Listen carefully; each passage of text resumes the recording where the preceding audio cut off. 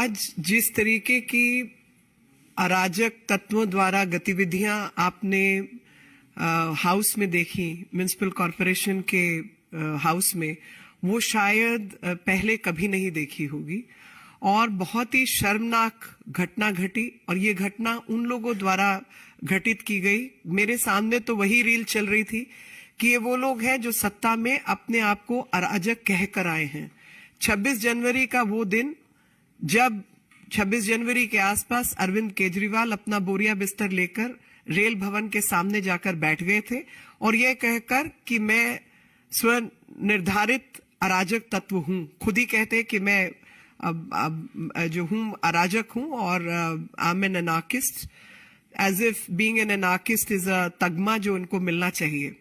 दूसरी स्थिति मेरे दिमाग में आई जब इनको देखा, वो स्थिति थी जब राज्यसभा में नॉमिनेटेड सांसद इनके, वो नॉमिनेटेड सांसद जब चेयरपर्सन जो राज्यसभा के हैं उनके सामने से माइक छीनकर कागज फाड़ना और बदतमीजी और बदसलूकी का काम जो इन्होंने राज्यसभा में किया, ठीक वही हालात आज भी पाए गए।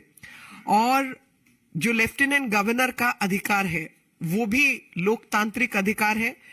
सेक्शन 33B1 जो म्युनिसिपल कॉरपोरेशन का एक्ट है, आपको समझना होगा कि एमसीडी एक्ट जो है वो एक सेंट्रल एक्ट है, वो स्टेट एक्ट नहीं है। तो केंद्र सरकार को अधिकार है उसके तहत नियम बनाने का, मर्जर का, नियम बदलने का, और उसी अधिकार को एग्जीक्यूट करते हुए जो एडमिनिस्ट्रेटर है दिल्ली का, जो कि लेफ्टिनेंट गवर्नर है, उनको अधिकार है कि वो नॉमिनेटेड पार्षदों को भेज सके हाउस के अंदर। तो नॉमिनेटेड सांसद हो या निर्वाचित सांसद हो, सबके अधिकार एक ही होते हैं। उसी प्रकार से नॉमिनेटेड पार्षद हो या निर्वाचित पार्षद हो, एक बार आप पार्षद हो गए तो आपके अधिकार क्षेत्र जो है वो है। लेकिन इसमें जो सबसे बड़ी बात है कि जो नॉमिनेटेड मेंबर्स हैं उनकी जब ओथ होने लगी और नॉमिनेटेड जो पीठासीन अधिकारी है, चेयरपर्सन है, उन्होंने जब हाउस तरीके से चलाने के लिए कार्रवाई शुरू की तो उसमें अव्यवस्था पैदा करने का काम किया। हमारी बहुत सारी महिला पार्षदों के साथ भी बदतमीजी हुई। लेकिन जो फैक्चुअल लीगल पोजीशन है, उस लीगल पोजीशन के तहत जिस प्रकार से ये लोग साइट कर रहे हैं नियम, वो गलत साइट कर रहे हैं, क्योंकि वो आपको ये नहीं बता रहे कि स्टेट गवर्नमेंट नहीं है बल्कि सेंट्रल गवर्नमेंट है। द गवर्नमेंट जो, क्योंकि ये सेंट्रल एक्ट है इसलिए सेंट्रल गवर्नमेंट का अधिकार है और लेफ्टिनेंट गवर्नर जो है उसी अधिकार के तहत अपनी अधिकार को एक्सरसाइज करते हुए उन्होंने कुछ पार्षदों को भेजा। और मैं तो धन्यवाद देती हूं आज पीठासीन अधिकारी का, जो चेयरपर्सन थी हाउस की, कि अगर उन्होंने निर्णय ये नहीं लिया होता कि वो जो नॉमिनेटेड पार्षद हैं उनकी ओथ पहले नहीं कराई होती, तो आप सोच सकते कि ये तो घर से कॉन्स्पिरेसी करके आए थे कि उनकी ओथ नहीं होने देनी, तो तब तो ये और ही उल्टा खेल करते।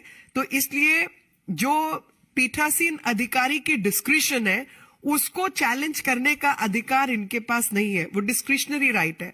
और उनका जो अधिकार क्षेत्र है, कोई भी जो अथॉरिटी में है कि हाउस कैसे चलना है, हाउस व्यवस्थित ढंग से चले, और हाउस जब व्यवस्थित ढंग से चले तो उसमें फेयर एक्शन हो और सब अपनी बारी बारी से अपना कार्रवाई कर सके, ऐसा जो है व्यवस्था रहनी चाहिए।